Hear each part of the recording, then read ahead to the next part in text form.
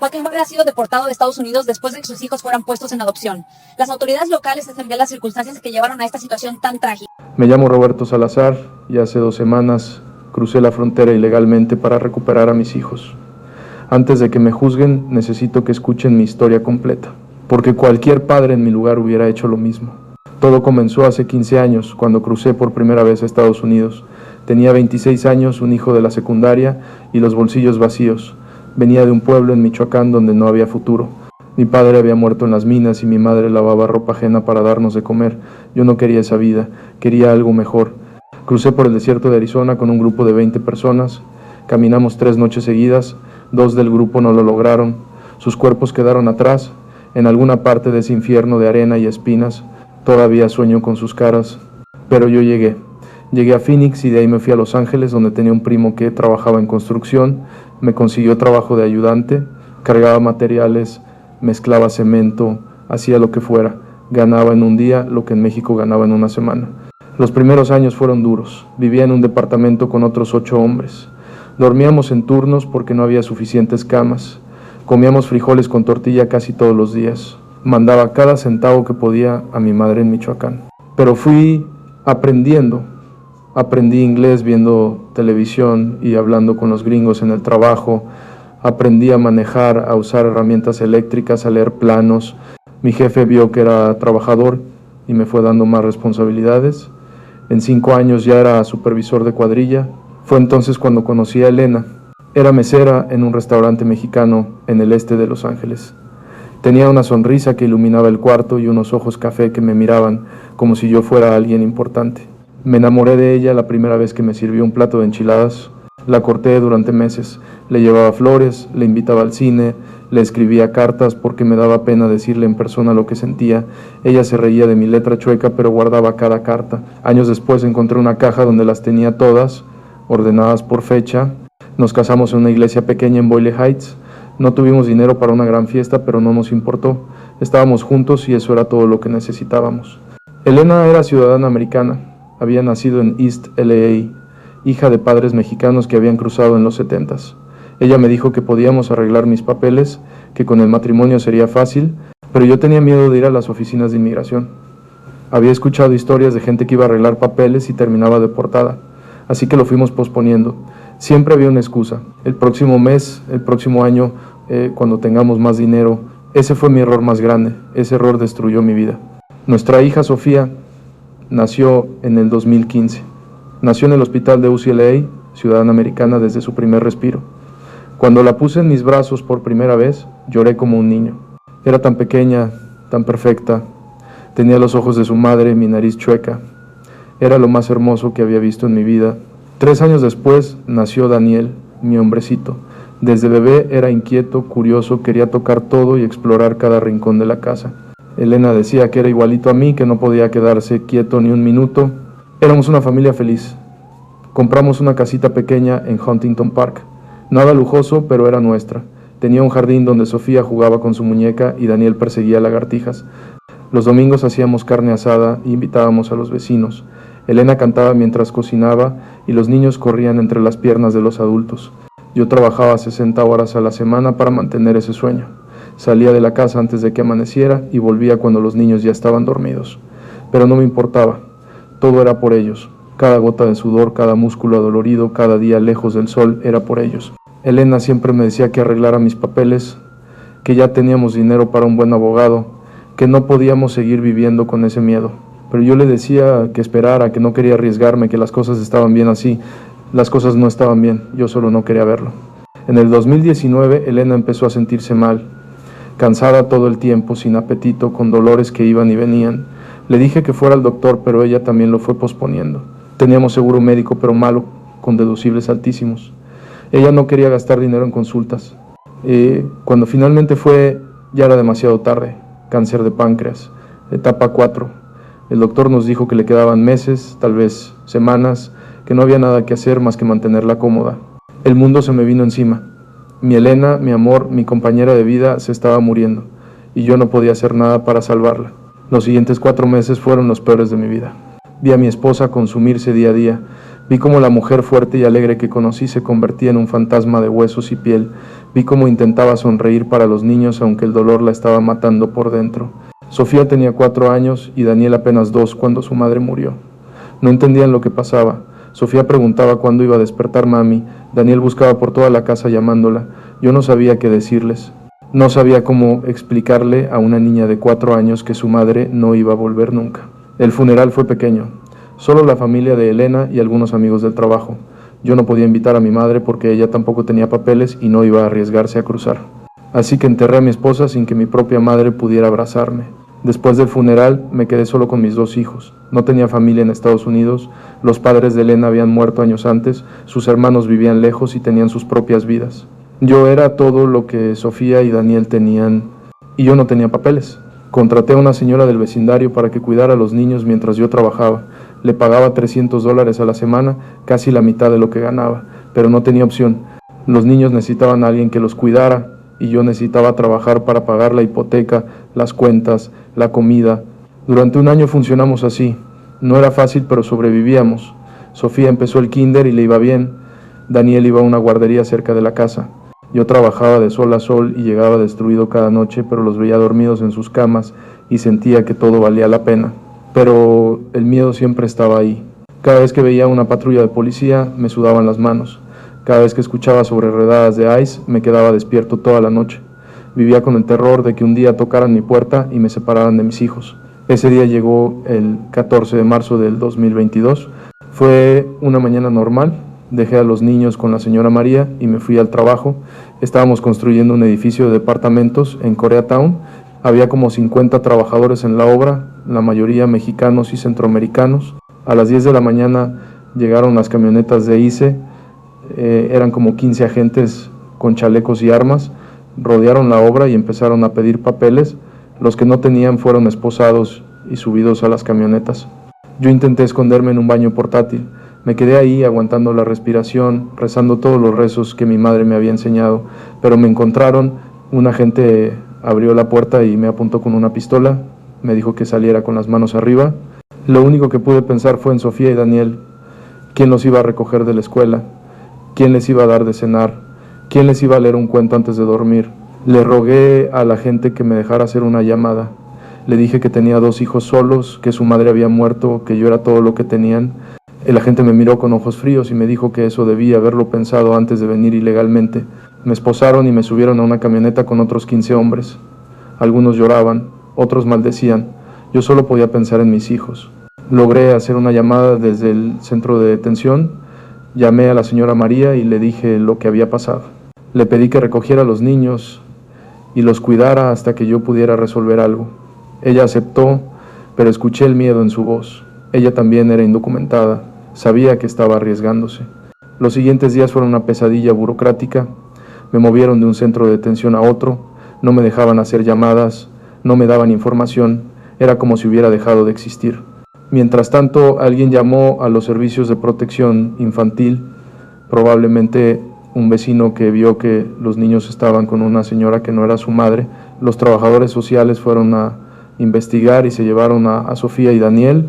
Mis hijos entraron al sistema de foster care mientras yo estaba encerrado sin poder hacer nada. Me deportaron 2 semanas después. Me subieron a un avión con otros 50 deportados y me dejaron en Tijuana, un lugar que yo no conocía, sin dinero, sin teléfono, sin nada. Solo la ropa que traía puesta y un sobre con mis documentos de deportación. Los primeros días dormí en la calle. Caminaba por Tijuana como un zombie, sin saber qué hacer, sin poder pensar en otra cosa que no fueran mis hijos. ¿Dónde estaban? ¿Estaban bien? ¿Estaban juntos o los habían separado? Les habían dicho que su papá no los había abandonado. Finalmente encontré un albergue para deportados. Ahí me dieron comida, un lugar donde dormir y acceso a un teléfono. Llamé a todos los números que pude recordar. Vecinos, compañeros de trabajo, conocidos de la iglesia. Nadie sabía nada de mis hijos. Conseguí el número de un abogado de inmigración en Los Ángeles, un tipo que ayudaba a familias separadas. Me dijo que mis hijos estaban en el sistema de foster care del condado de Los Ángeles, que estaban juntos en una casa con una familia temporal, que tenía derechos como padre, pero que iba a ser difícil ejercerlos desde México. Difícil, esa palabra se quedó corta. Empecé a pelear legalmente por mis hijos. El abogado me cobraba $200 la hora y yo apenas ganaba para comer.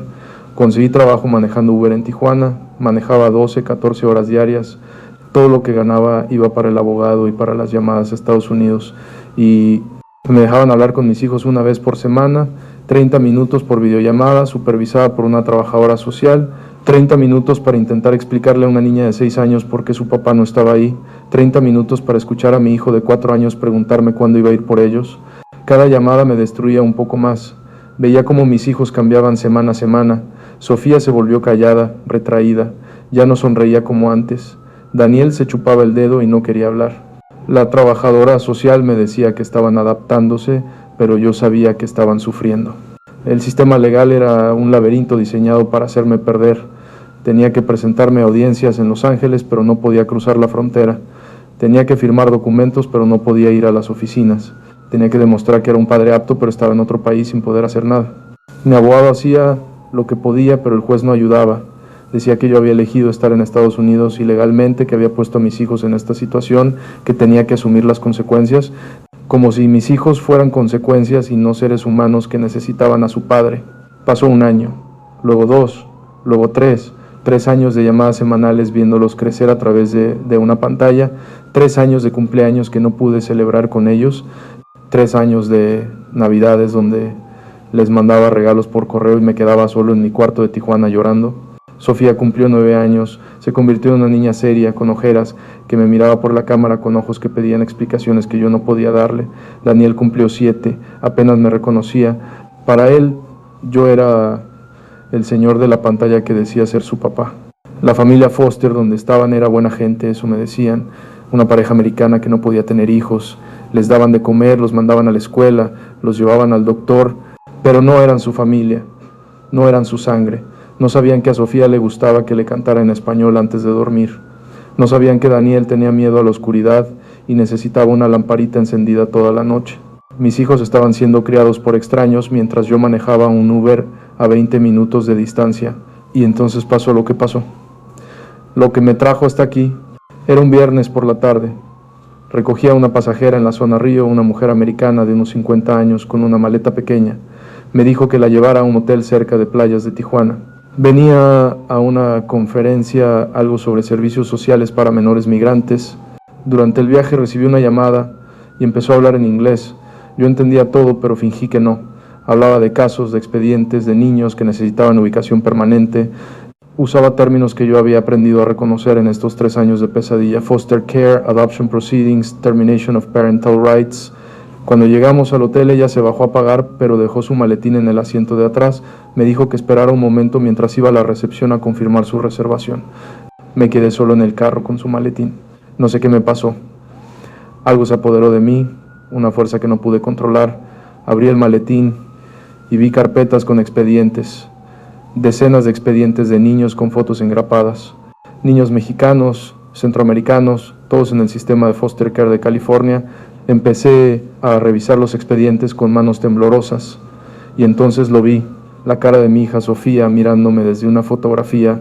Mi corazón se detuvo, saqué el expediente y lo abrí. Ahí estaba todo, los nombres de mis hijos, la dirección de la familia Foster, el historial de los últimos 3 años y al final en letras rojas una nota que me quitó el aire de los pulmones. Parental Rights Termination Approved, Adoption Process Initiated, Target Completion, 60 days. Me estaban quitando mis hijos, legalmente, definitivamente, para siempre. En 60 días, Sofía y Daniel iban a ser adoptados por otra familia. Iban a tener otros apellidos, otros padres, otra historia, y yo iba a dejar de existir para ellos. No sé cuánto tiempo me quedé ahí, mirando ese papel. Pudieron ser minutos u horas. El mundo desapareció. Solo existía esa hoja con esas palabras que me arrancaban el corazón. La mujer regresó y yo fingí normalidad. Le di su maletín, le cobré el viaje, le deseé buena estancia. Ella no sospechó nada. Para ella yo era solo otro conductor de Uber mexicano invisible, sin importancia. Pero yo tenía su carpeta. La había escondido bajo mi asiento.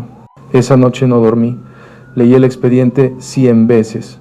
Memoricé cada detalle. La dirección de la familia Foster en Pasadena. El nombre del juez que había aprobado la terminación de mis derechos. El nombre de la agencia de adopción que iba a entregar a mis hijos extraños, y tomé una decisión. Si el sistema me había fallado, Yo iba a tomar la justicia por mi cuenta. Si la ley me impedía ser padre, yo iba a romper la ley. Si 60 días era todo lo que me quedaba, iba a usar cada segundo para recuperar a mis hijos. Llamé a mi abogado y le dije lo que había descubierto. Se quedó callado un momento y después me dijo que legalmente no había nada que hacer, que el proceso de adopción ya estaba muy avanzado, que las cortes americanas no iban a escuchar a un padre deportado, que lo sentía mucho. 3 años pagándole y eso era todo lo que me podía decir. Colgué el teléfono y supe que estaba solo, que nadie me iba a ayudar, que si quería ver a mis hijos de nuevo tenía que hacerlo yo mismo. Empecé a planear. Busqué coyotes que cruzaran gente por la frontera, pedí precios, rutas, tiempos. Todos querían entre 8 y 15 mil dólares. Yo tenía 4,000 ahorrados, no era suficiente. Vendí todo lo que tenía, mi carro que era un Sentra viejo que había comprado para el Uber, mi teléfono bueno, la cadena de oro que Elena me había regalado en nuestro aniversario, junté 7,000 dólares, encontré un coyote que me cruzaba por 6,000, me dijo que era peligroso, que la frontera estaba muy vigilada, que había posibilidades de que me agarraran.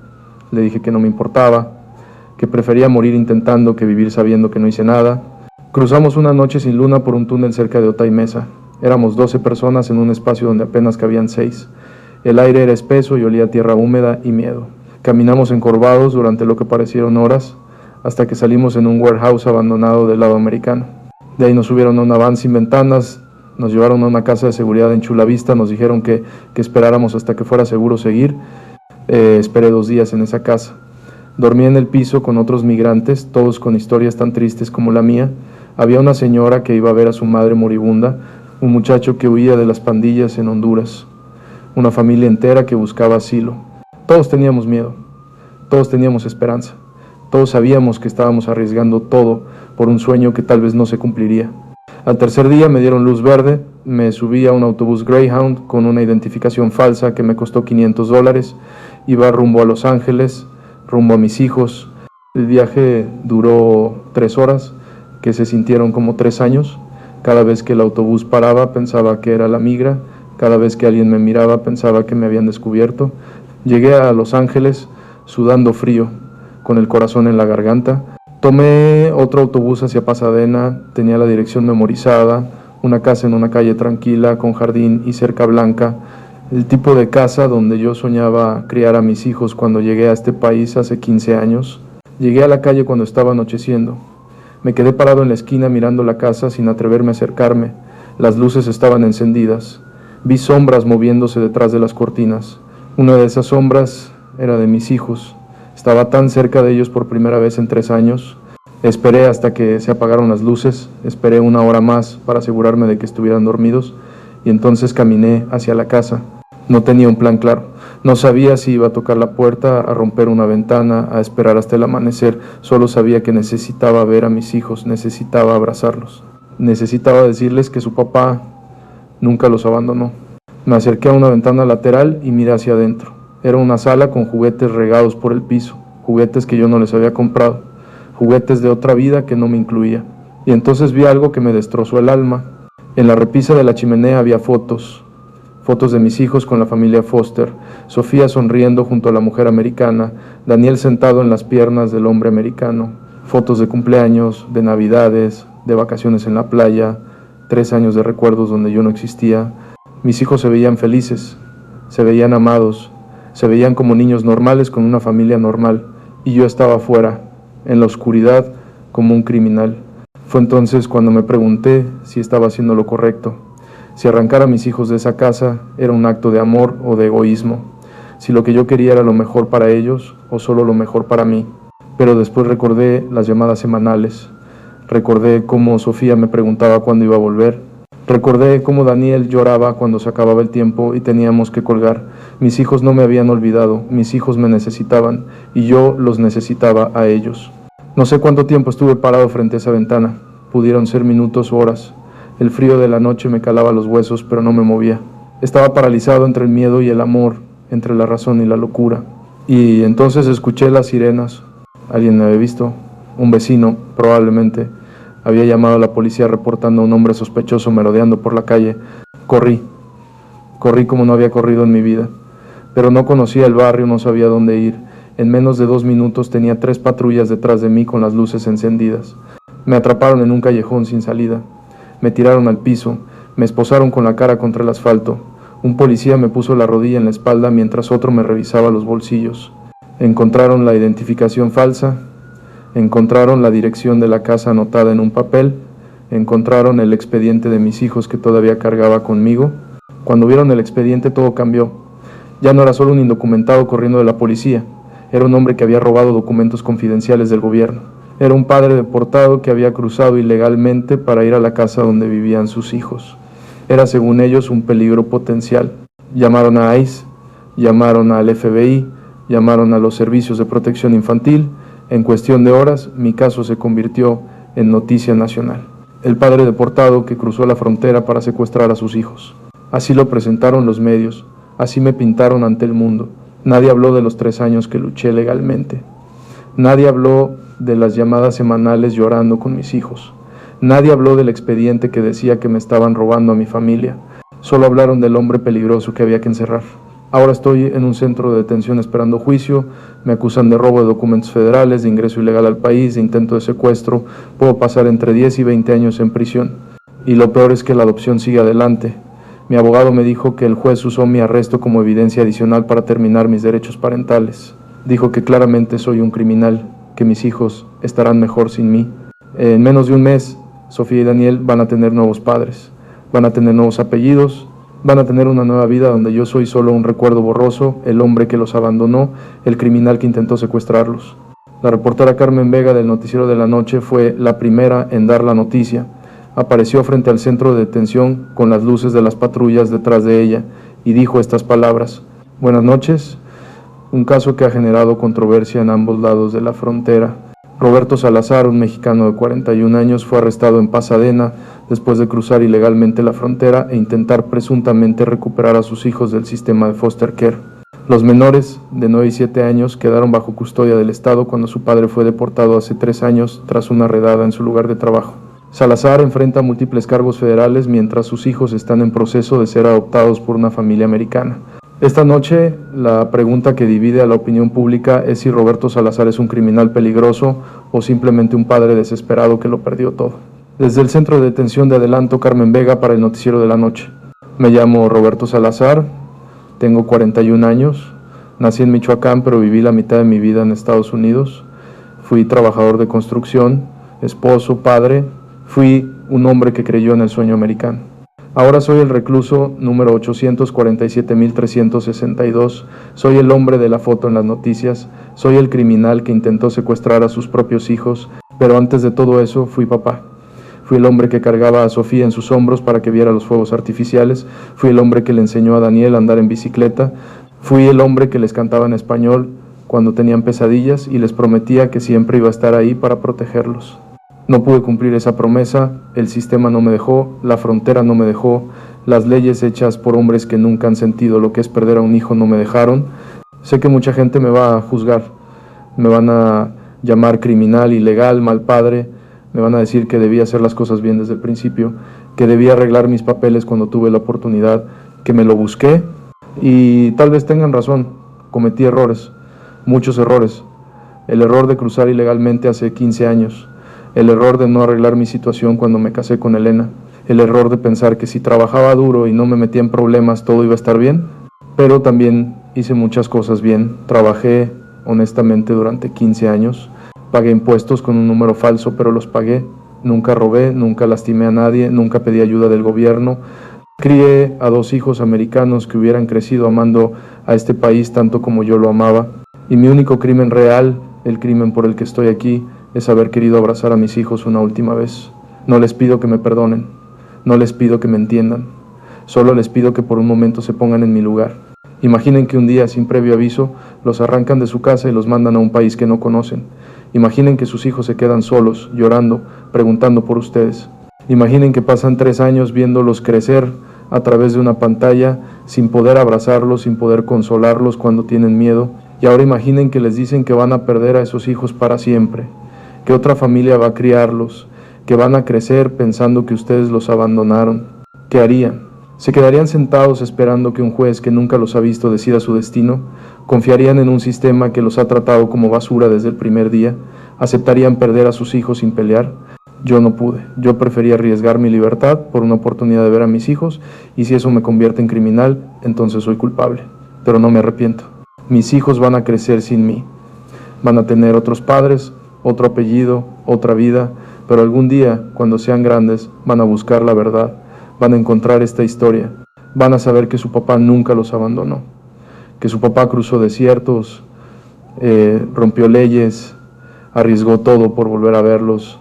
Van a saber que fueron amados, que siempre fueron amados, que el amor de un padre no conoce fronteras, ni leyes, ni cárceles.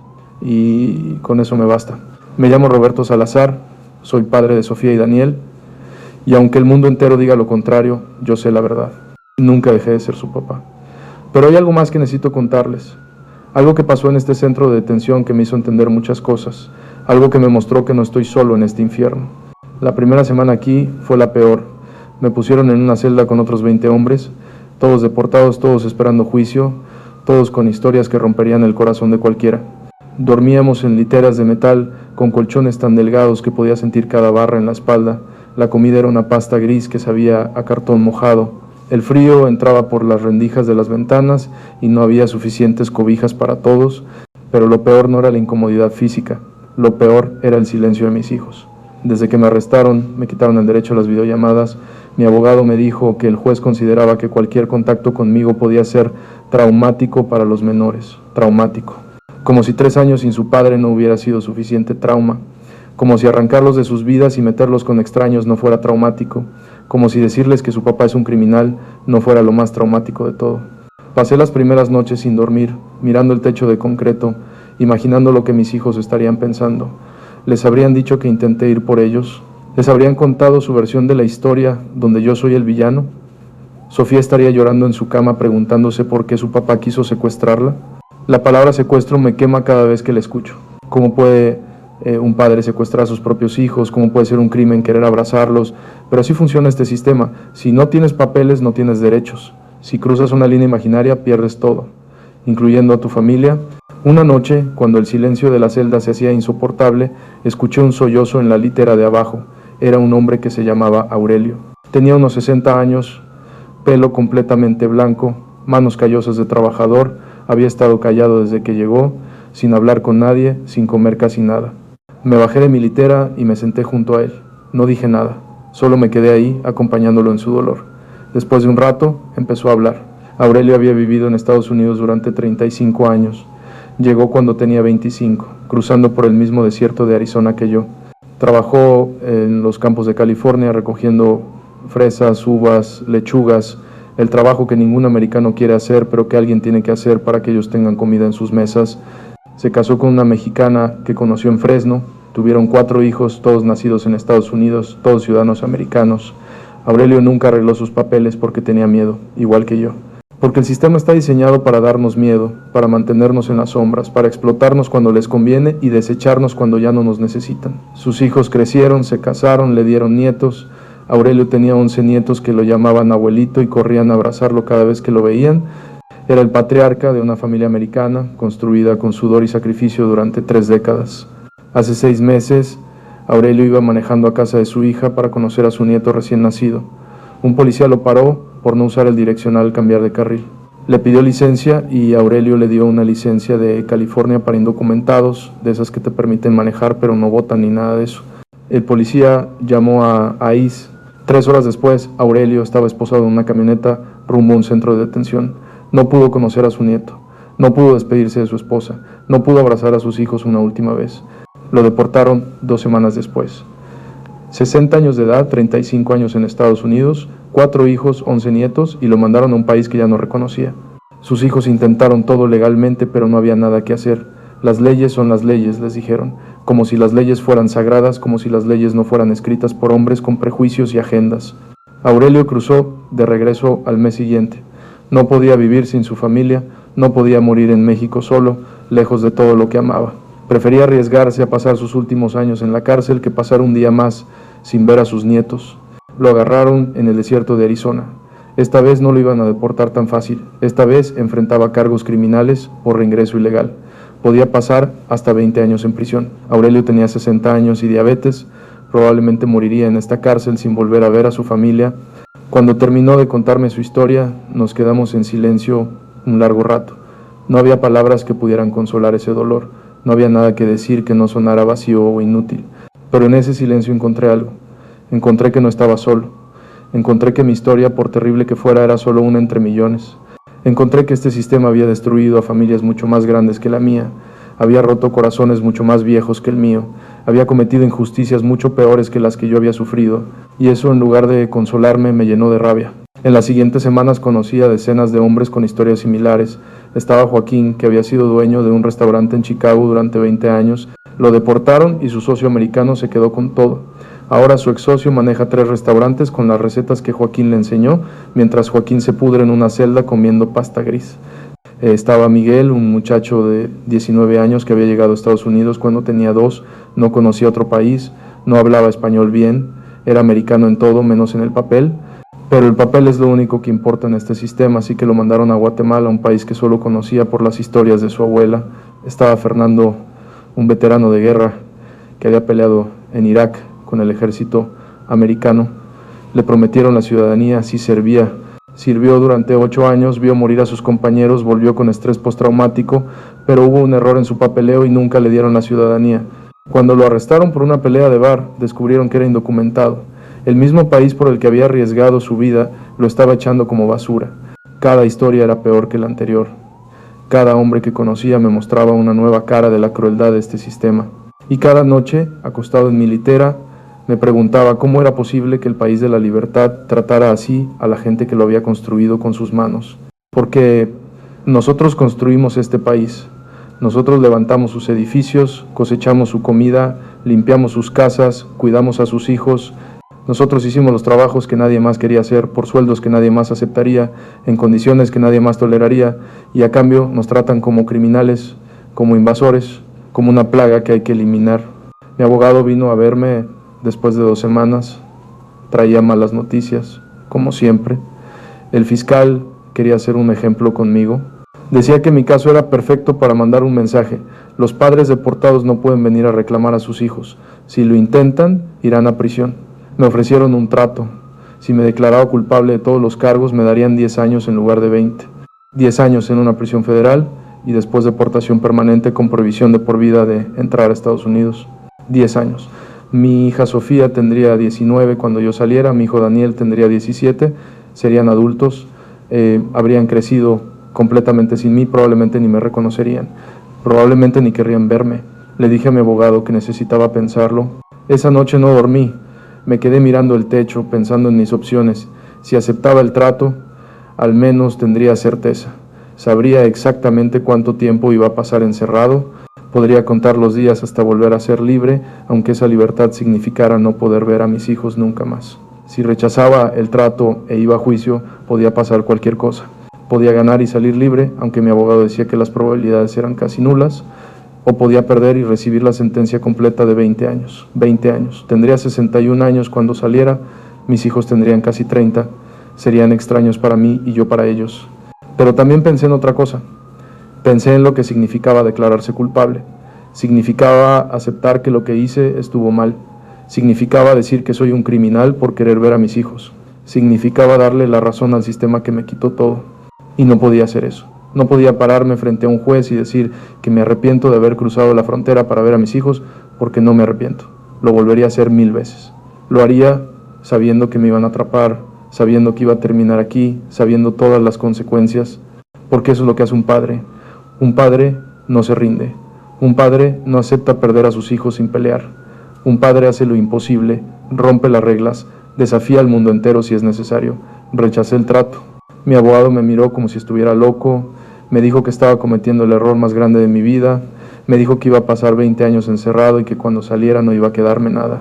Le dije que ya no me quedaba nada, que mis hijos estaban siendo adoptados por extraños mientras hablábamos, que mi libertad no significaba nada si no podía estar con ellos, que prefería pasar 20 años en prisión sabiendo que luché hasta el final, que 10 años sabiendo que me rendí. El juicio está programado para el próximo mes, mi abogado dice que no tenemos defensa. Los hechos son claros. Crucé ilegalmente, robé documentos federales, fui encontrado en la propiedad donde viven mis hijos. No hay manera de negar nada de eso. Pero yo no quiero negar nada, quiero que el mundo escuche mi historia. Quiero que el juez, el fiscal, el jurado, todos escuchen lo que este sistema le hace a las familias. Quiero que vean las fotos de mis hijos y me digan a la cara que merecían perder a su padre. Quiero que me expliquen cómo un país que se dice cristiano puede arrancar niños de los brazos de sus padres y dárselos a extraños. Sé que voy a perder, sé que el sistema está diseñado para que gente como yo pierda, pero al menos voy a pelear, al menos voy a dejar un registro de lo que pasó. Al menos mis hijos, cuando crezcan y busquen la verdad, van a encontrar algo más que titulares que me pintan como un monstruo. Hace unos días recibí una carta, era de una organización que ayuda a familias separadas por deportación. Me dijeron que mi caso había llamado la atención de mucha gente, que había protestas frente al centro de detención pidiendo mi liberación, que familias en todo el país estaban compartiendo mi historia y exigiendo cambios en las leyes. No sé si esas protestas van a cambiar algo, probablemente no. El sistema es muy grande y muy poderoso para que lo cambien unas cuantas personas con carteles, pero me reconfortó saber que no estoy completamente solo, que hay gente allá afuera que entiende, que hay gente que ve la injusticia y no se queda callada. También me dijeron algo que me quitó el sueño durante días. Me dijeron que Sofía había preguntado por mí. Aparentemente alguien de la organización había logrado hablar con la familia Foster. Les explicaron mi situación, les mostraron evidencia de que yo había peleado legalmente durante 3 años, les contaron la verdad que los medios no cuentan, y la familia Foster, para mi sorpresa, no era mala gente. Eran personas que genuinamente querían lo mejor para mis hijos, personas que no sabían toda la historia. Cuando Sofía se enteró de que su papá había cruzado el desierto para verla, lloró durante horas. Le dijo a la señora Foster que quería hablar conmigo, que quería decirme que no estaba enojada, que quería decirme que me extrañaba. Pero el juez no lo permitió. El juez dijo que cualquier contacto conmigo podía contaminar a los menores y afectar el proceso de adopción. Así que mi hija, mi Sofía de 9 años, está en algún lugar de Pasadena llorando por su papá y yo estoy aquí a unas horas de distancia sin poder consolarla. Eso es lo que más me duele de todo esto. No la cárcel, no los cargos, no los 20 años que probablemente voy a pasar encerrado. Lo que más me duele es saber que mi hija me necesita y no puedo estar ahí. Lo que más me duele es imaginarla llorando sola en su cuarto, preguntándose si su papá la quiere, preguntándose por qué no puede verlo. Sofía, si algún día escuchas esto, quiero que sepas la verdad. Quiero que sepas que tu papá nunca te abandonó. Quiero que sepas que cada día de estos 3 años pensé en ti y en tu hermano. Quiero que sepas que crucé el desierto más peligroso del mundo solo por la oportunidad de abrazarte una vez más. Y Daniel, mi hombrecito, sé que eras muy pequeño cuando me fui. Sé que probablemente no me recuerdas bien, pero yo te recuerdo a ti. Recuerdo cómo te reías cuando te hacía cosquillas. Recuerdo cómo corrías por el jardín persiguiendo lagartijas. Recuerdo la última vez que te vi, dormido en tu cama, sin saber que tu papá no iba a volver. Ustedes son lo mejor que me pasó en la vida. Ustedes son la razón por la que crucé la frontera hace 15 años, la razón por la que trabajé 60 horas a la semana, la razón por la que aguanté todo lo que aguanté. Todo fue por ustedes. Todo siempre fue por ustedes. Y aunque nunca vuelva a verlos, aunque crezcan con otros padres y otros apellidos, quiero que sepan que los amé más que a nada en este mundo. Quiero que sepan que su papá peleó hasta el final. Quiero que sepan que el amor que les tengo no conoce fronteras, ni leyes, ni cárceles, ni el tiempo. El amor de un padre es para siempre. Me llamo Roberto Salazar, tengo 41 años, estoy en un centro de detención esperando un juicio que probablemente voy a perder. Mis hijos están siendo adoptados por extraños mientras yo cuento los días en una celda de concreto. Pero no me rindo, no me voy a rendir nunca, porque soy padre y eso nadie me lo puede quitar.